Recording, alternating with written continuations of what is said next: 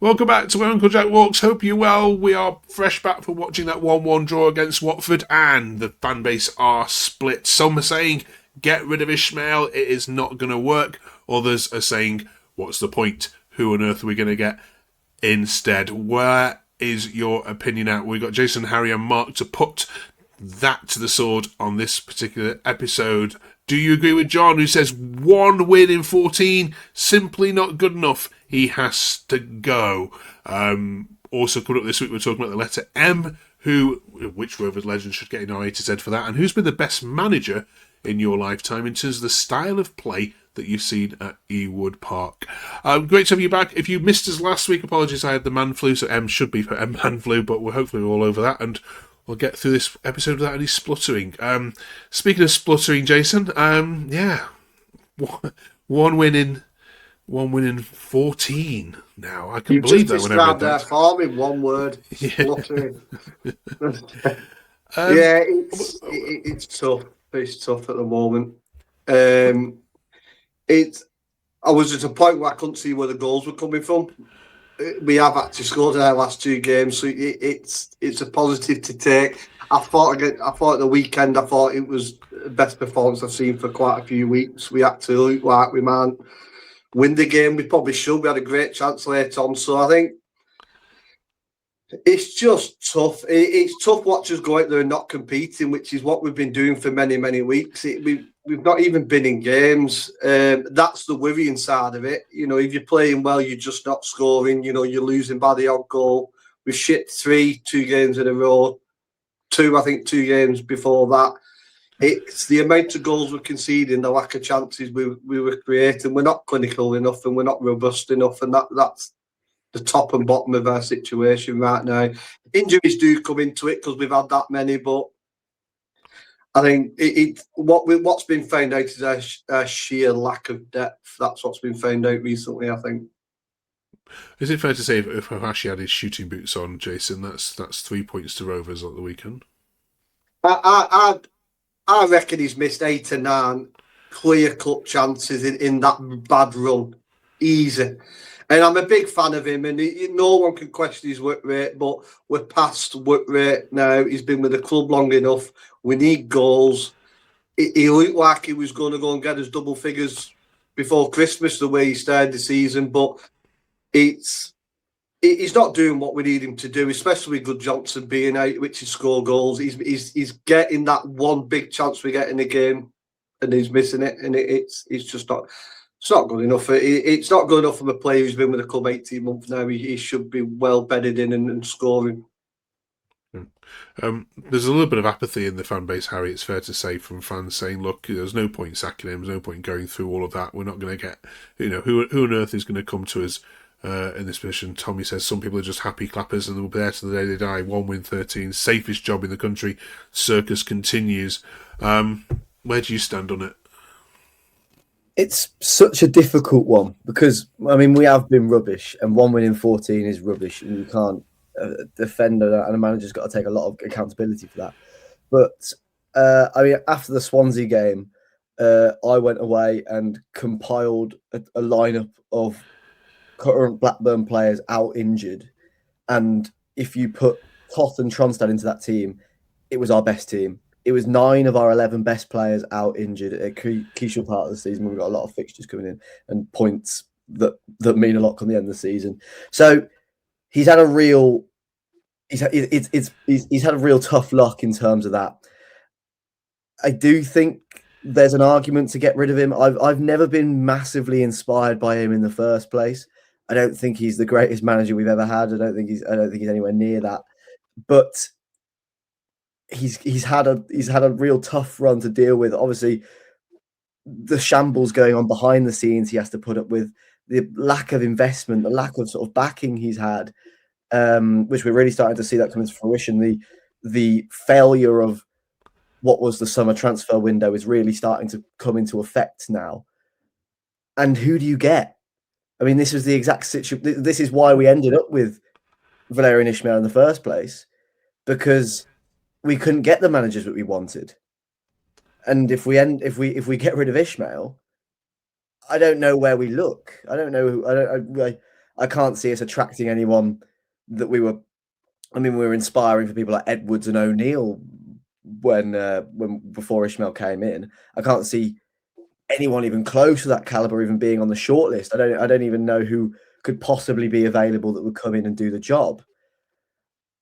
I think it's a really difficult one for Rome. And I really don't know where I stand on it, actually. One week I'll think, you know what, give him some time when the players are back, see what happens. Other weeks I'll go, we just look completely out of this game. We need to roll the dice and change. I mean, a massive thing at the weekend was that we've got, was it 5 or 6 key players coming back into the squad, and a decent chunk of them looks pretty decent coming straight back into it.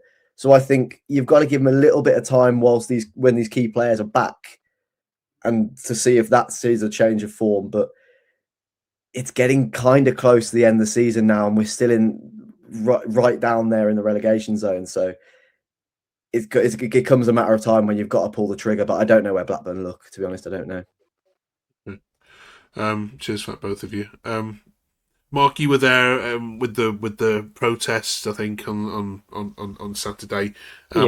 This can't be helping the players, and it can't be helping Ishmael either. What's your take on the helpfulness of what's going on behind the scenes? Again, it's a difficult one because I think every fan and every supporter has got a right to show the anger, I suppose, that the against the running of the club. It's not helpful on the players. What I will say, the 7.6k fans that did go through the turnstiles on Saturday really got behind the team. There was no negativity that way, but there still seems. I think fans are somehow resigned to the worst that could happen this season. So, and there was no fault in the commitment from the players either on Saturday. They really put in a really good performance. Had we, had a bit more quality in that final third, we probably would have won it. But there's still a serious lack of quality, across the park. And when Watford went 1-0 up, I did think the worst on Saturday. But credit, we got the goal pretty much straight away, the equaliser. So yeah, it's a difficult one. It's not helpful, but I think I'm not going to criticise any fan or supporter in what action they take. I think some have just completely had enough with the whole running of the club, and they're just decided not to put any more money that way. So it's sad because it felt a very strange atmosphere and very flat on Saturday, but it has done probably for the last couple of months. But it's really difficult to know how we drag ourselves out of this, if I'm being honest. Very difficult. I mean, 3 points against Hull and Sheffield Wednesday wouldn't go amiss, would it? The next couple, especially Sheffield Wednesday, Jason's a massive game, isn't it? That is almost a 9-pointer. If you imagine if you lost that one, would that be enough, do you think, for the rest of the fan base to jump on board for his exit? I think it has to be. I mean, we can't beat bottom of the league who's on minus points. I think it's what does it say? It doesn't say much. The problem is these are the teams we've been struggling with. The teams in and around us, they're picking points up off us, and it's making our situation a whole lot worse because we can't do our own business and just keep the teams around us at bay. We're giving them an easy 3. Well, we have been giving them an easy 3 points. I think Sheffield Wednesday game's massive, but I think every game between now and the end of the season is huge. We need to turn up to. I think we need another 7 wins, at least 7 wins. I don't see where they're coming from, but there was a bit of positivity from Saturday that we probably should have won that game late on. So we've got to take what we can. We've got Good Johnson back this week as well, so he's back for the weekend. I can't see him starting, but just to have him in and around the squad, and what a play to bring on late on when we need that goal, we can keep it tight. So big game. I think we've got every game's big now, but I think Sheffield Wednesday. I won't like to see what's going to happen. The Twitter meltdown if we lose that game is going to be fun to watch for the neutral, but not to be part of it.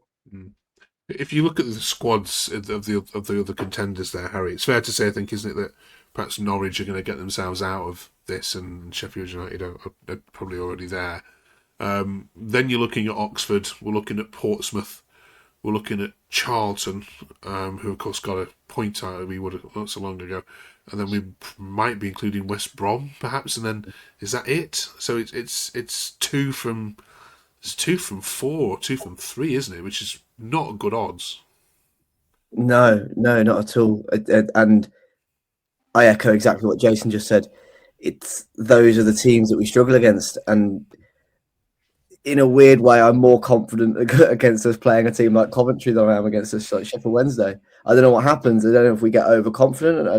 We just crumble against those teams, and it's really worrying. And Norwich putting on a good run is exactly what we didn't need right now, because I mean, two out of the 5 down there was bad luck already. I kind of think that West Brom will turn it around.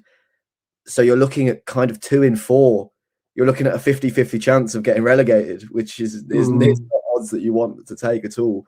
And I think teams like Portsmouth and Charlton, I mean, no disrespect to Oxford, but they're teams that are capable of putting a decent run together and getting themselves out there, because they're sort of used to being in that battle. They have that grit of that they're used to being down at the bottom and fighting for something. I don't kind of see this squad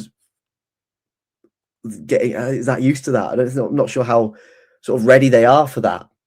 So it does worry me. I mean, on paper, out of the 4, you'd say that Blackburn are probably the strongest squad, but you have to look at 1 win in 14 and think maybe they're not. You don't know whether it just seems like we can't put a good run of results together at the minute, and I don't. Hopefully, players returning from injury is going to be the answer to that. Good Johnson coming back and him coming back firing is crucial, because without that, unless we buy someone, I don't really see where the goals are coming from, and that's going to be the biggest issue for Rovers if we stay up or not. We'll talk about the transfer window, of course, in a second as well, because we have still got some days to do some business. Just to finish up on the Watford game, Mark, this player got player of the match, Connor. Did you agree with that decision? And how good was he? Again, I don't want to sound really negative on this. Don't get me wrong, he didn't really put a foot wrong, and the defence did well as a whole. But my personal opinion on O'Riordan is that he's a League One player. And it sounds really harsh. I think we were struggling to give an outstanding performance player of the match on Saturday. As I said, the lad's dug in really deep.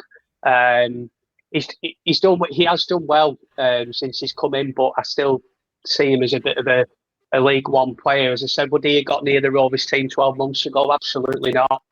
Like I said, it probably sounds really, really harsh, but I think the way I'm just looking at it at the moment across the whole team is that there's a huge lack of quality, and I do think that we're preparing us. I think basically, ultimately, if you pay League One wages, you're going to get League One football, and that's how I'm seeing it at the moment. The thing is, Matt, O'Riordan was on loan at Charlie a matter of weeks ago. We pulled him back and shoved him straight in the Championship.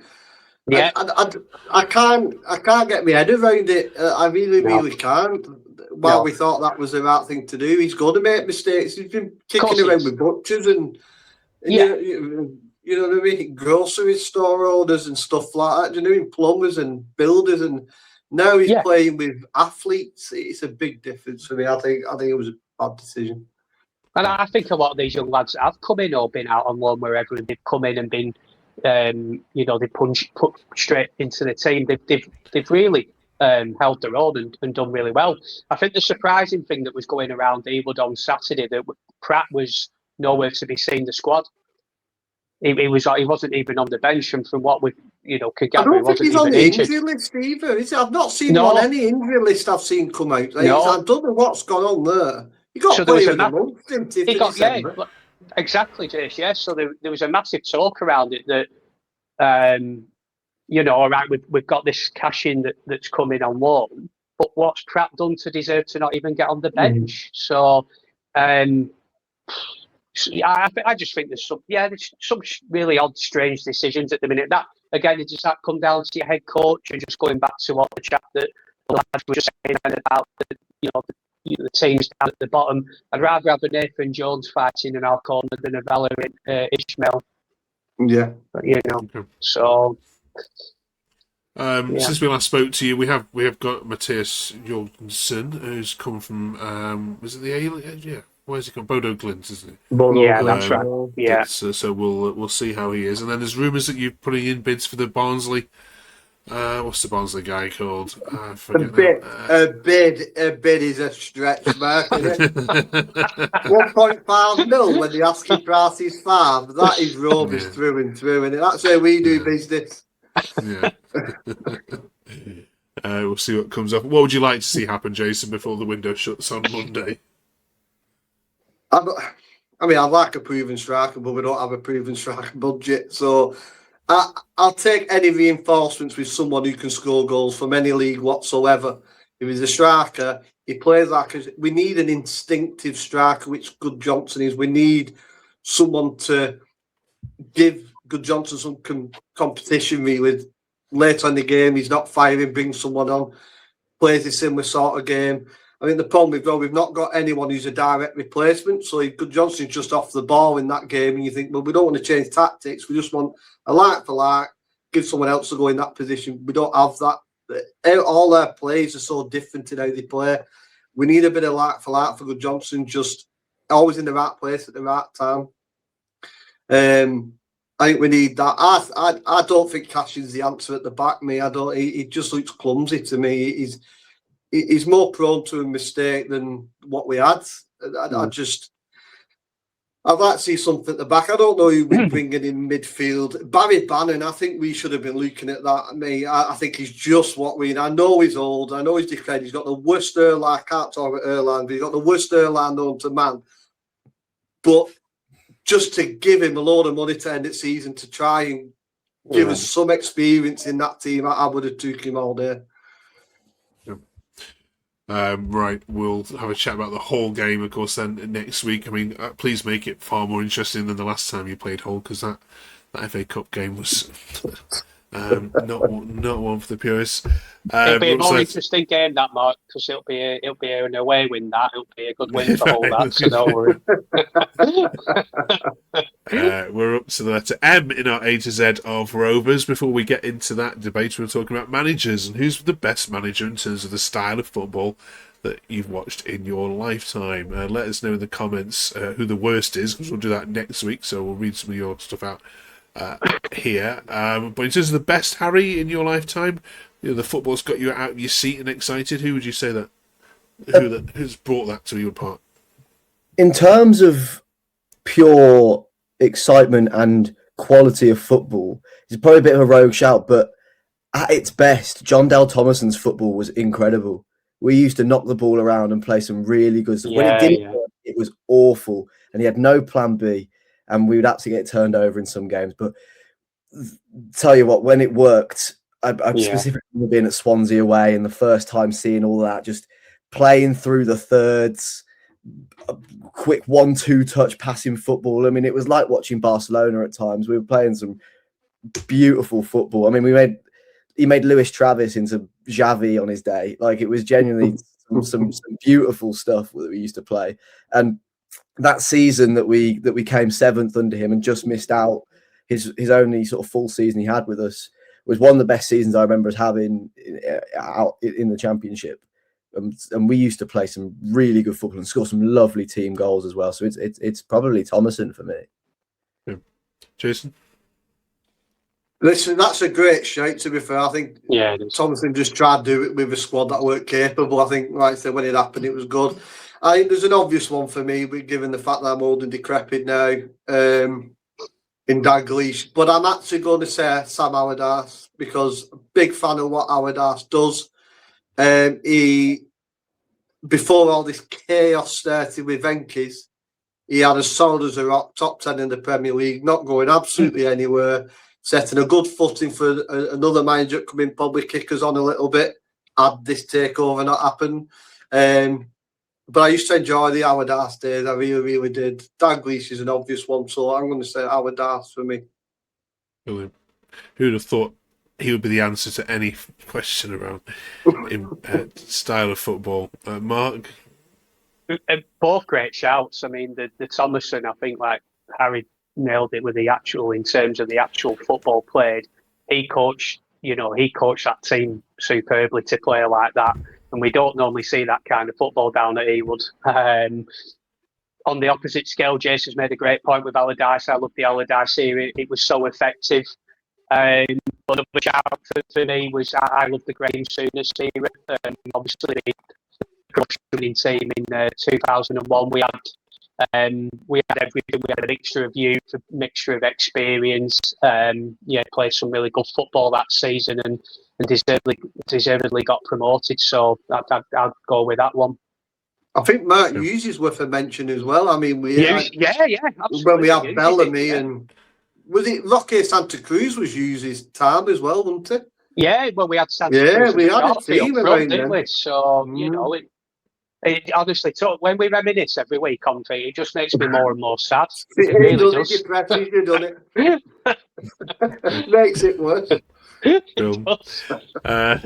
Right, we are up to letter M then, halfway through, and they've got some tough letters coming up, so need your support in a couple of weeks' time when we get to O and Q and all that lot. M, though, should be nicely straightforward. Who have we got for the letter M? Or what have we got for the letter M, of course? Who wants to kick it off? Go on, Mark. Go on, Mark. Player-wise, I think I've just mentioned that team with that we had under Hughesy, Benny McCarthy.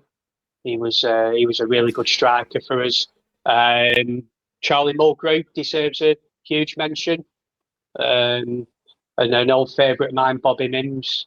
So I think from a player point of view, but I think all deservedly get a mention. Okay. This is probably it's the on one. The fence, Mark. Yeah.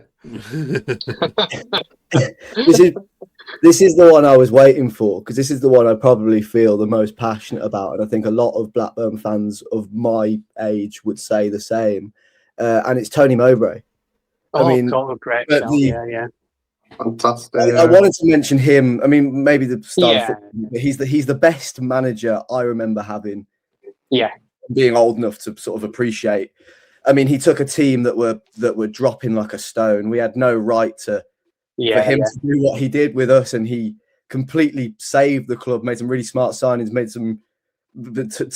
Took us back up from the pits and made us believe that we were sort of on our way back. And the way he was treated at the end of his tenure is an absolute disgrace, and I think we're still paying the price from that.